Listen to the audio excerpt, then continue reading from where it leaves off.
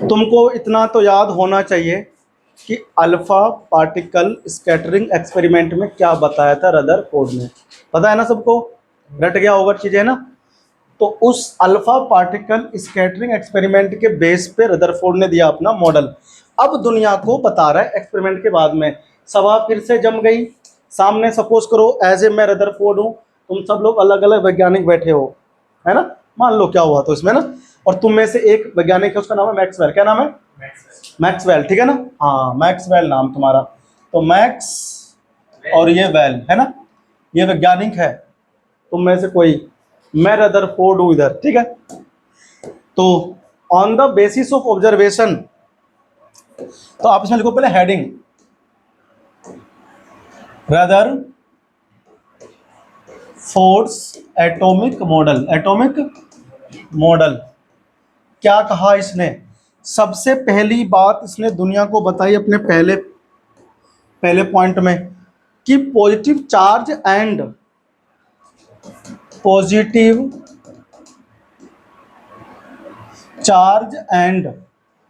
Most mass of the atom, यानी कि atom का सारा पॉजिटिव चार्ज और मोस्ट ऑफ द मास जो है वो क्या है, वो एक स्मॉल वॉल्यूम में क्या है, कंसंट्रेटेड है।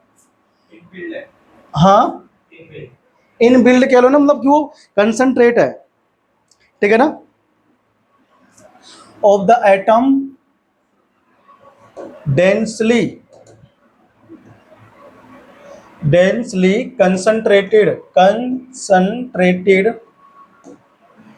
In the small volume of atom. Small portion कह रहे हो, volume, small portion of the atom called nucleus. क्या कहा उसने उसको? उस स्मॉल पोर्शन को न्यूक्लियस कहा, ठीक है ना। Portion of the atom was called nucleus bye Rutherford. उसको रदरफोर्ड ने क्या कहा? न्यूक्लियस कहा, ठीक है ना। चलो सेकंड पॉइंट में क्या कहा उसने कि जो एटम्स के अंदर न्यूक्लियस है उसके चारों ओर कौन घूमता रहता है? इलेक्ट्रॉन। कहाँ? In a circular path. Second point में लिखो फटाफट से,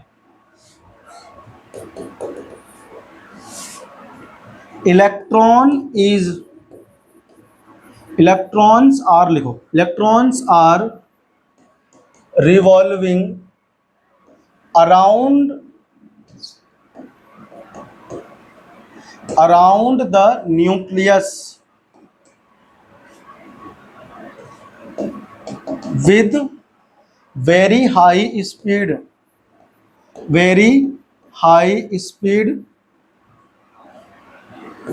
in a circular path।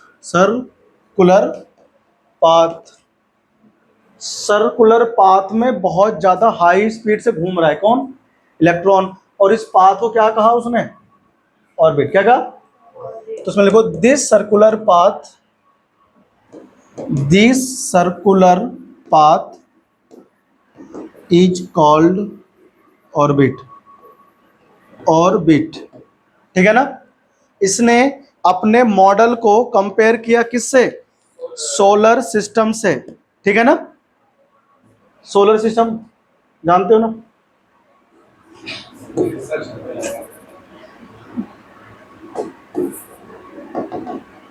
He resembles his model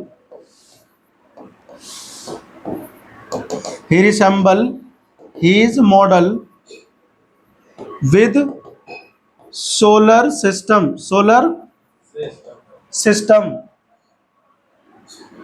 electron को उसने क्या कहा?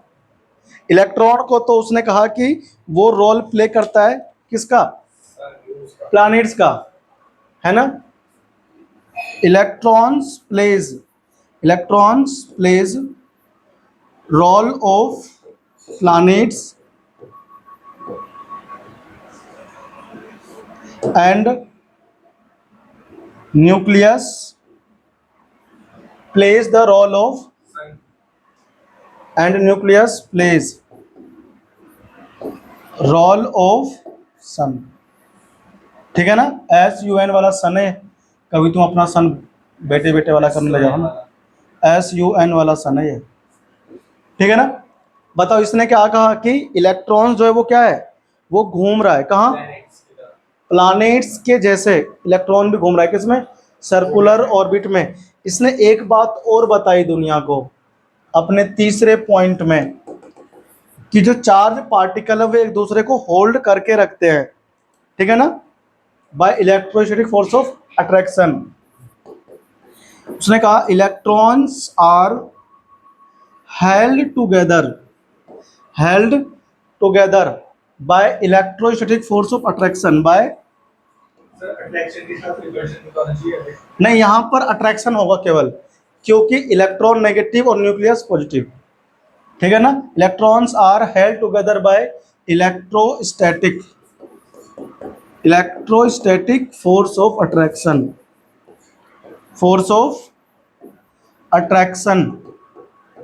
ये कहा उसने, एक दूसरे को ये बांधे रखेंगे। ठीक है ना, तुमने कभी वो एक लंबा सा रस्सी ले करके एक तरफ पत्थर बांध करके ऐसे घुमाया है, नहीं घुमाया, बेटा घुमाओ कभी, है ना, कुछ करो जिंदगी में, हाँ घुमाओ, मैंने तो बहुत घुमाया है। और एक बार ना घुमा रहे थे बहुत तेज, निकल के उसमें पत्थर अंकल के टाट में लगा, टड़ंग, मैं गायब हो गया, सच में मैं गायब हो गया। लेकिन वहाँ से हमको एक बात मिली सीखने को, कि जब हम रस्सी घुमाते हैं ना तो हमारे यहाँ पे फोर्स लगता है, यहाँ पे जहाँ से हमने उंगली से उसको रस्सी को दबाया होता है। जब जब पत्थर घूमता है चारों तरफ गोल गोल सर्कल बनता है, उसे बोलते हैं सर्कुलर मोशन। और उसके बाद में फिर जो यहाँ पर फोर्स लगता है रस्सी से, उसे बोलते हैं सेंट्रीपिटल फोर्स। सेंट्रीपिटल वो फोर्स हमें तो तुम्हारे उंगली में यहाँ लगता है ना, वो सेंटर है, सेंटर में जो फोर्स लगता है उस पत्थर की वजह से जो मोशन में है, उसे बोलते हैं सेंट्रीपिटल फोर्स, है ना, फिजिक्स में पढ़ोगे। तो यहाँ पर भी तो ऐसे घूम रहा है, कौन घूम रहा है, इलेक्ट्रॉन, कहाँ, चारों तरफ, किसके, न्यूक्लियस के, तो न्यूक्लियस बीच में और इलेक्ट्रॉन घूम रहा है चारों तरफ, है ना। तो यहाँ पर दो फोर्स लगता है, एक तो लगता है सेंट्रीपिटल फोर्स और एक लगता है इलेक्ट्रोस्टैटिक फोर्स, है ना। दोनों फोर्स एक दूसरे के अपोजिट लगते हैं, क्या लगते हैं, हाँ, इसीलिए ना तो इलेक्ट्रॉन छोड़ के भागता है ऑर्बिट को। अभी बातें बताऊंगा तुमको मस्त मस्त, ठीक है। इधर देखो, ध्यान से देखो, दिख रहा है, एटम हो गया मान लो, है ना,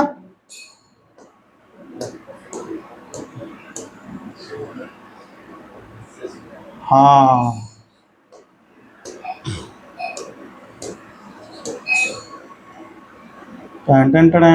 ठीक, देखो ये हमारा मान लो न्यूक्लियस है ना, इसमें कौन है, इसमें है बताओ प्लस चार्ज प्रोटॉन और एन, है ना, न्यूक्लियस हो गया। और इसके चारों तरफ कौन घूम रहा है, इलेक्ट्रॉन। मान लो कि इलेक्ट्रॉन जो है ना यहाँ बैठा मजे में, ये बैठ नहीं सकता कभी भी, है ना, ये बहुत अच्छा इंसान है इलेक्ट्रॉन, ये बैठना पसंद नहीं करता इंसानों की तरह, आलसी नहीं है ना वो, मेहनती है, हमेशा चलता रहता है हमेशा। चलो भाई चलते रहो, यहाँ पर नेगेटिव हो गया और यहाँ पर पॉजिटिव। इसके बीच का डिस्टेंस न्यूक्लियस से लेकर के आउटर मोस्ट सेल है, ये आउटर मोस्ट सेल है, वहां तक की डिस्टेंस हम लोग कहते हैं structure, sorry radius of atom, क्या कहते हैं, यहां तक का डिस्टेंस हो गया। तो यहां पर फोर्स लगा रहा है, क्या लगा रहा है, इलेक्ट्रोस्टैटिक फोर्स ऑफ अट्रैक्शन। ये इलेक्ट्रोस्टैटिक फोर्स क्या क्या होगा बताओ, फॉर्मूला होता है इसका Q1 Q2 upon r square. क्या होता है भाई, दो चार्ज है ना, एक Q1 है Q2, चार्ज है, क्या ये एक चार्ज ये वाला होगा Q1, Q2 हमारा इलेक्ट्रॉन, और R क्या है, यहां से तक की डिस्टेंस। तो कितना फोर्स लगेगा देखो, यहाँ पॉजिटिव चार्ज होगा मान लो Q1 मान लो हो गया क्या, पॉजिटिव Q, और जो Q2 हो गया वो नेगेटिव Q, है ना, अपॉन में आर स्क्वायर, तो minus Q square upon r square, है ना। ये लगता है फोर्स बाहर की तरफ, कहाँ लगता है, ये फोर्स लगता है बाहर की तरफ, F इलेक्ट्रोस्टैटिक। जब इलेक्ट्रॉन घूमेगा ना तो ये फोर्स बाहर की ओर लगेगा, अट्रैक्शन में है ना, जाएगा नहीं।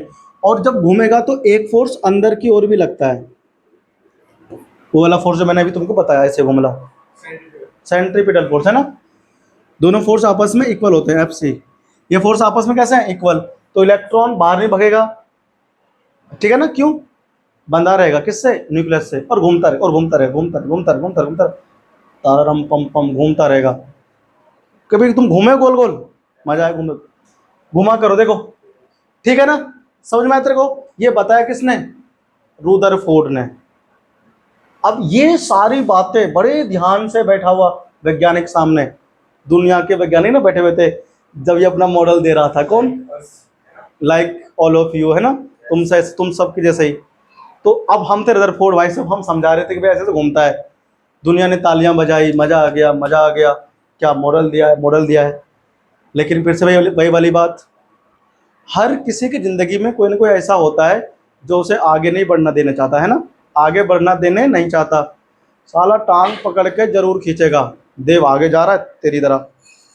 तो रदरफोर्ड यहाँ पर बैठा हुआ था, उसके नाम की ताली बजी, इससे बाद में नोबेल प्राइज़ भी मिला, है ना, इसका नाम भी है रदरफोर्डियम, नाम का एक एलिमेंट है, पीरियोडिक टेबल में है ना, पढ़ाएंगे तुमको बहुत बाद में। नाम हुआ, दौलत मिली, शोहरत मिली, है ना, सब कुछ मिली, पैसा मिला, रुपया मिला, सब कुछ मिला, अच्छी अच्छी लड़की भी मिली, कन्या, है ना भाई, नाम वाम हो गए तो अपना फ्रेंड बन जाते हैं ना, वही तो स्टेबिलिटी है, तुमको समझाई ना मैंने।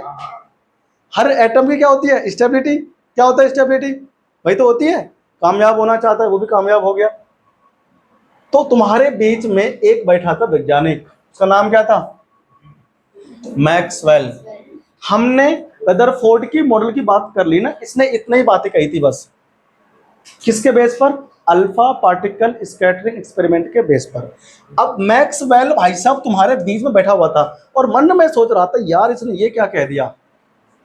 तो मैक्सवेल बड़ा साइंटिस्ट था, किससे, रदरफोर्ड से पहले ही। उसने फिजिक्स के फील्ड में ना बहुत काम किया था। क्या कहता उसने, हाँ मैक्स, हाँ है ना, नाम सुना होगा तुम लोगों ने।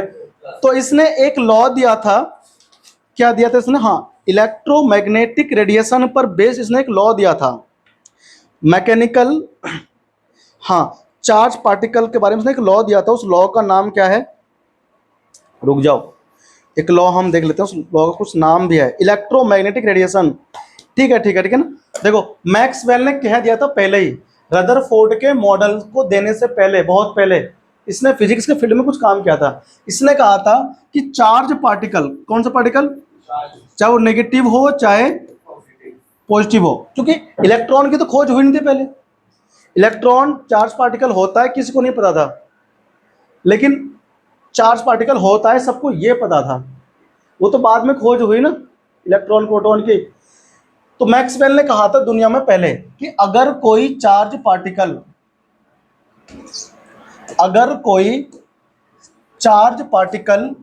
एक्सेलरेट होगा, क्या होगा, मतलब घूमेगा, क्या होगा, अगर एक्सेलरेट होगा तो उसके अंदर से क्या निकलेगी, एनर्जी, क्या निकलेगी, एनर्जी इमिट होगी, क्या होगी, इमिट होगी, किसमें, इन फॉर्म ऑफ रेडिएशन,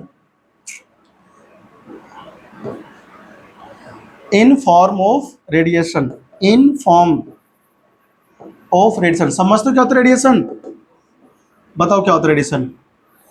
ये जो रेडिएशन होता है ना, ये क्या होता है, इलेक्ट्रिक फील्ड और मैग्नेटिक फील्ड दोनों को मिलाकर के जो बनता है एक फील्ड, उसे बोलते हैं रेडिएशन, ठीक है ना।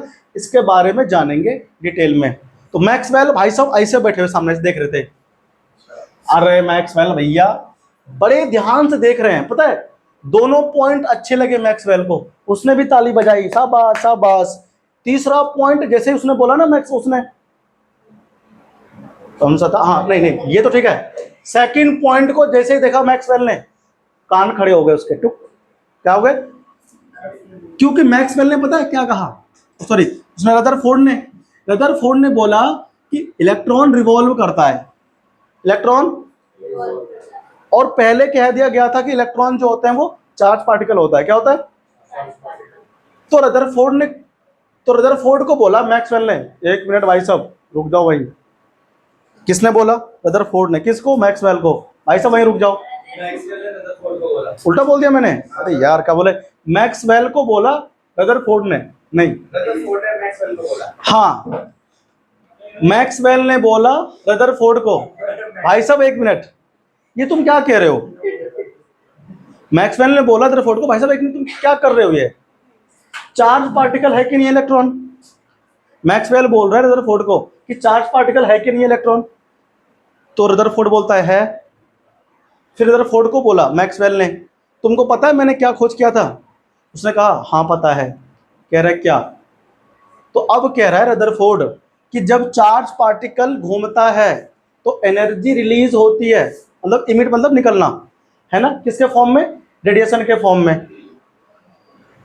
मैक्सवेल ने कहा सही कह रहे हो, मैंने यही कहा था। अगर एक बात बताओ, अब मैक्सवेल कह रहा है किसको? रदरफोर्ड को, उसके मॉडल को फेल करने के लिए। वो बेचारा फेल करना चाहता नहीं है ना, लेकिन क्या है ना, उसकी थ्योरी फेल हो रही है, किसकी? रदरफोर्ड की वजह से। मैक्सवेल नहीं चाहता कि रदरफोर्ड का थ्योरी फेल हो, लेकिन अगर रदरफोर्ड की थ्योरी फेल नहीं होगी तो फिर उसका फेल हो जाएगा, किसका? मैक्सवेल का। तो अपने पे जब आता है ना तो दुनिया की वो लंका लगाने पे लग जाता है ना। अब मान लो डोली है, इसका नुकसान अगर नहीं हो रहा कोई दिक्कत, लेकिन अगर इसका नुकसान हो रहा है किसी की वजह से तो उसको छोड़ेगी नहीं, है ना, बम से उड़ा देती है। अपना नुकसान कोई नहीं चाहता, है कि नहीं? और अपने नुकसान को बचाने के लिए ना वो कुछ भी कर सकता है कि नहीं? हाँ बहुत बढ़िया। तो ऐसे ही मैक्सवेल भाई साहब हैं। देखो मैक्सवेल ने क्या कहा पता है? मैक्सवेल ने कहा किसको? रदरफोर्ड को। क्या कहा कि बता ये क्या है? इलेक्ट्रॉन। ये क्या है? Charge particle. क्या है ये चार्ज पार्टिकल है। जब ये चारों तरफ घूमेगा यानी कि एक्सेलरेट होगा तो इसके अंदर से क्या निकलेगी? एनर्जी। क्या निकलेगी? और ये घूमता रहेगा घूमता रहेगा घूमता रहेगा। तो बताओ जब कोई लगातार बार बार घूमेगा तो क्या होगी? इसके अंदर से एनर्जी बाहर निकलेगी तो खत्म भी तो होगा एनर्जी, है ना। अब इसको भगा दो यहाँ से, दौड़ में लगाओ, क्या दौड़ती रहेगी ये? 1 किलोमीटर जाकर फिर रुकेगी ना ये? दौड़ती नहीं रहेगी ना ये? क्योंकि जब हम दौड़ते हैं ना तो हमारी जो एनर्जी होती है वो रिलीज होती है ना, खत्म होती है। फिर हम कहते हैं थक गए, हम रुक जाते हैं।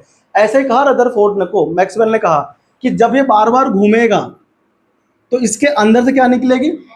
एनर्जी। और अगर इसके अंदर से एनर्जी निकलेगा तो घूमते घूमते एक समय ऐसा आएगा कि इसकी सारी एनर्जी खत्म हो जाएगी और ये क्या हो जाएगा? रुक जाएगा। और ये जैसे ही रुकेगा, बताओ यहाँ पर कौन है? प्लस। और ये कौन है? नेगेटिव। क्या छोड़ेगा प्लस उसको? नहीं ना, अपनी तरफ खींच लेगा।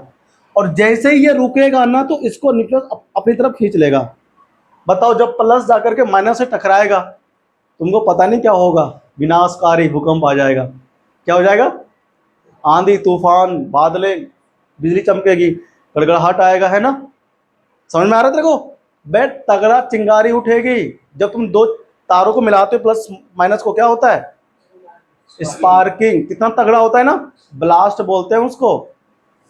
और अगर ये ब्लास्ट हो गया तो दुनिया में एटम नहीं रहेगा। एटम, दुनिया खत्म हो जाएगी, क्योंकि हर एक चीज किससे मिलकर बनी हुई है? एटम से। हम भी एटम से मिलकर बने हैं। हमारे अंदर भी ब्लास्ट हो गए, हम खत्म हो गए होते पहले ही, ठीक है ना। लेकिन क्या हम ब्लास्ट होते हैं? हम ब्लास्ट नहीं होते। मतलब एटम ब्लास्ट नहीं होता है, इसका मतलब ये जाकर के इससे टकराता नहीं है। तो मैक्सवेल ने कहा कि मेरे थ्योरी के अनुसार अगर इलेक्ट्रॉन घूम रहा है तो इसके अंदर से निकलेगी एनर्जी। एक समय ऐसा आएगा जब इसकी सारी एनर्जी बाहर निकल जाएगी और ये जाकर के न्यूक्लियस में गिर जाएगा, मतलब ब्लास्ट हो जाएगा। तो रदरफोर्ड ने बोला कि आप कह तो सही रहे हो, ये तो हमने सोचा ही नहीं, ये तो गिर जाएगा, है ना। इसका मतलब इलेक्ट्रॉन यहाँ पर घूम नहीं रहा है। इलेक्ट्रॉन यहाँ पर अगर घूमता तो क्या होता? ऐसा होता। समझ में आया? तो मैक्सवेल ने बोला भैया आप क्या कह रहे हो, ये घूमता है क्या? उसने कहा घूमता है। तो कह रहा घूमता है, फिर तो ऐसा होना चाहिए था, एटम को ब्लास्ट होना था ना, लेकिन ब्लास्ट नहीं हो रहा है, बताओ क्यों? है ना, घूम रहा है तो इसका मतलब एटम के अंदर ब्लास्ट होना चाहिए था, एटम डिफ्यूज, सॉरी डिफ्यूज नहीं, स्पार्किंग प्रोड्यूस करना था, लेकिन ऐसा नहीं कर रहा है ना। बताओ क्यों नहीं कर रहा है? तो रदरफोर्ड से ना क्वेश्चन पूछा क्यों नहीं कर रहा है, रदरफोर्ड भाई साहब कुछ नहीं बोल पाए, है ना। और यही उसका चुप्पी का कारण बना। किस लिए? एटम फेल हो गया। इसका मॉडल ठीक है ना। मैक्सवेल की थ्योरी पहले से ही आई हुई थी, इलेक्ट्रोमैग्नेटिक रेडिएशन पर बेस्ड है, कि अगर कोई चार्ज पार्टिकल रिवॉल्व करता है तो क्या होता है बताओ, उसके अंदर से एनर्जी इमिट होती है, और अगर ऐसा होता है तो इलेक्ट्रॉन भी घूम रहा है, उसकी एनर्जी सारी बाहर निकल जाएगी, इलेक्ट्रॉन रुक जाएगा और वो जाकर इसमें क्या हो जाएगा, टकरा जाएगा, है ना, और एटम अनस्टेबल हो जाएगा। क्या हो जाएगा? अनस्टेबल हो जाएगा। इस बात का आंसर रदरफोर्ड नहीं दे पाया कि क्यों ऐसा होगा, है ना, है ना। मतलब मैक्सवेल के अनुसार ये होना चाहिए, लेकिन एटम में एक्चुअल में ऐसा होता है क्या? एक्चुअल में ऐसा नहीं होता ना, तो क्यों नहीं होता वो समझाओ। तो उस बात को रदरफोर्ड नहीं समझा पाए, इसीलिए क्या हो गया, एटम का जो मॉडल है रदरफोर्ड का फेल हो गया। सबसे बड़ा कारण इसका फेलियर का यही था, है ना, मैक्सवेल ने इसको फेल कर दिया। ठीक है ना भाई। तो ये जो मैं तुमको समझाया, ये लिखना मत ना, ये तो मैं तुमको भी लिखवाऊंगा पीपीटी से, ठीक है ना, वहां पर तो अच्छे से लिखा हुआ है लैंग्वेज क्या है, मतलब यही रहा है। इसका एक तो ये था फेल होने का रीजन, ठीक है ना। अब सुनो दूसरा रीजन, ये था इसका सबसे बड़ा रीजन, ये था इसका सबसे, और यहाँ से ना तुम्हारे को कुछ ऐसे वैज्ञानिक प्रवृत्ति के बच्चे मिलेंगे जो थोड़ा स्मार्ट ज़्यादा होंगे, शक्ल से नहीं, पढ़ाई वगैरह में, है ना। शक्ल से तो मैं भी स्मार्ट हूँ, पढ़ाई में होना चाहिए स्मार्ट, है ना, देखो, ठीक है ना। क्या बोलेंगे तुमसे, क्वेश्चन पूछेंगे तुमसे, चल बता तूने पढ़ लिया सेकंड चैप्टर, तू बोलेगा पढ़ लिया, चल क्वेश्चन बता। ये न्यूक्लियस है, ये ऑर्बिट है, इसमें इलेक्ट्रॉन घूमते हैं, तुम बोलोगे घूमते हैं, तो अगर ये इलेक्ट्रॉन इसमें गिर गया तो क्या होगा, तो विनाशकारी भूकंप आएगा, ठीक है ना, मतलब भूकंप नहीं आएगा, मतलब अनस्टेबल हो जाएगा एटम, ठीक है ना, ऐसा संभव नहीं है ना। तो फिर क्यों नहीं गिरता इसके अंदर, इसके अंदर क्यों नहीं गिरता, इसका आंसर अगले मॉडल में मिलेगा। भाई जो फेल हो रहा है, जिस कारणों से फेल हो रहा है, उनका आंसर तो आकर देगा ना, नया जब आएगा तो मॉडल, है ना। मैंने कहा डोली फेल हो गई, तो आंसर देगी हमको पहले क्यों फेल हो गई, फिर ये दोबारा से पेपर देगी पास होगी ना। ऐसे जब ये फेल हो गया तो अलग हो जाएगा, आएगा भोर, जो इसकी क्या रहेगी कमियां, उसे आकर ठीक करेगा, कौन, भोर। लेकिन भोर से पहले आपको बहुत कुछ पढ़ना है, बहुत कुछ। इसका दूसरा फेलियर जो ना रीजन है, वो सुनो क्या है, देखो, एटम के अंदर से ना बहुत बहुत सारे वो निकलते हैं, स्पेक्ट्रम, क्या निकलते हैं, स्पेक्ट्रम निकलते हैं, जानते हो स्पेक्ट्रम, तुम लोगों ने विव जियो पढ़ा था ना, उसमें 11 और 9th में नहीं 10th में, ये विव जियोर, ये कौन था बताओ, विव जियोर, ये जी है, वोलेट, इंडिको, ब्लू, ग्रीन, येलो, ऑरेंज और रेड, पट्टी बनी थी ना, रंगों की पट्टी बनती है, उसे बोलते हैं स्पेक्ट्रम। क्या बोलते हैं उसको, वो स्पेक्ट्रम क्यों बनता है एटम से, भाई आप क्या देखते हो, सनलाइट आई, रेनबो बन गया ना, वो जो पट्टियां बनती है 7 रंगों की, उसे बोलते हैं स्पेक्ट्रम। वो क्यों बनता है, उस चीज को समझा नहीं पाया था, कौन, रदरफोर्ड, तो भी फेल हो गया ना। कारण बहुत सारे इसके 2-3 है इसके रीजन, लेकिन जो मेन इसका रीजन है ना, वो यही है, ये वाला है मैक्सवेल वाला। तो आओ ना हम तुमको ले चलते हैं ड्रॉबैक पे, किसके, रदरफोर्ड के। According to Maxwell, charge particle when accelerated should emit electromagnetic radiation, therefore electron in an orbit will emit radiation. The energy carried by the radiation comes from electronic motion। कहां से आएगा बताओ, देखो भाई साहब, ऐसा कहता है कौन, मैक्सवेल, ठीक है ना। इलेक्ट्रॉनिक मोशन अगर होगा, इलेक्ट्रॉनिक का मतलब कि इलेक्ट्रॉन के अगर मोशन होंगे तो क्या निकलेगा, एनर्जी, ये बन गया, ये इलेक्ट्रॉन, ये न्यूक्लियस वो रिवॉल्व कर रहा है, ठीक है ना। आगे आ जाओ, द ऑर्बिट विल दस कंटिन्यू टू श्रिंक, ऑर्बिट क्या होगा, कंटिन्यू, मतलब सिकुड़ेगा, ठीक है ना। देखो ऐसा होगा कुछ, ये बताओ ऑर्बिट क्या होता है, सर्कुलर पाथ, वेरी गुड। तुमसे कोई पूछे व्हाट इज ऑर्बिट, बोल दोगे ना, सर्कुलर पाथ। देखो इलेक्ट्रॉन यहां पर था शुरू में, यहां पर था इलेक्ट्रॉन, ऐसे घूम रहा है, ऐसे घूमते घूमते देखो ये क्या हो रहा है, सर्कुलर पाथ कंटिन्यू श्रिंक हो रहा है, क्या हो रहा है, और ये अल्टीमेटली जाकर कहाँ, न्यूक्लियस में टच हो गया, ठीक है ना। यहां से घूमना स्टार्ट किया उसने, ऐसे घूम रहा है कंटिन्यू, जाकर अंदर बैठ गया। ये कह रहा है श्रिंक होगा। कैलकुलेशन सो दैट, कुछ वो करा उन्होंने calculation, an electron take only 10⁻⁻6 second, micro second है, ठीक है ना, to spiral down into nucleus. अगर इलेक्ट्रॉन घूमना शुरू करता है तो कैलकुलेशन से ये लगा था मालूम कि 1 माइक्रो सेकेंड, क्या है ये 1 माइक्रो सेकेंड 10⁻⁻6, यानी कि 1/10, ये लिखो 2 3 4 5 6 10 लाख, 1 सेकेंड का 1/10 लाखवां हिस्सा, इतने समय में क्या होगा, ये जाके अंदर हो जाएगा काम, ठीक है ना, श्रिंक हो जाएगा, मतलब पूरा, Too fast. मतलब इतने सेकंड में ना न्यूक्लियस ब्लास्ट हो जाएगा, इलेक्ट्रॉन जाकर के टकरा जाएगा, किसमें बताओ, Nucleus. न्यूक्लियस में। 10, इसलिए क्या बोला, stability of atom could not be explained satisfactorily, है ना, मतलब संतोषजनक आंसर नहीं दे पाया। संतोषजनक का मतलब क्या होता है, अंग्रेजी में कहते हैं सेटिस्फैक्टरली, यानी कि ऐसा जवाब जिससे मुझे ऐसा लगे कि आपने सही कहा, हमें मजा नहीं आया, ठीक है ना। इसलिए मैक्सवेल ने अपनी थ्योरी को बचाने के लिए ये बातें दिया।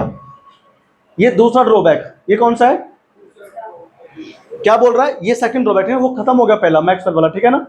ये सेकंड वाला कहता है अनदर सीरियस ड्रॉबैक, देखो सीरियस मतलब गंभीर, क्या था, Rutherford's model is how the electron are arrange around the nucleus and what are the energies of the electrons.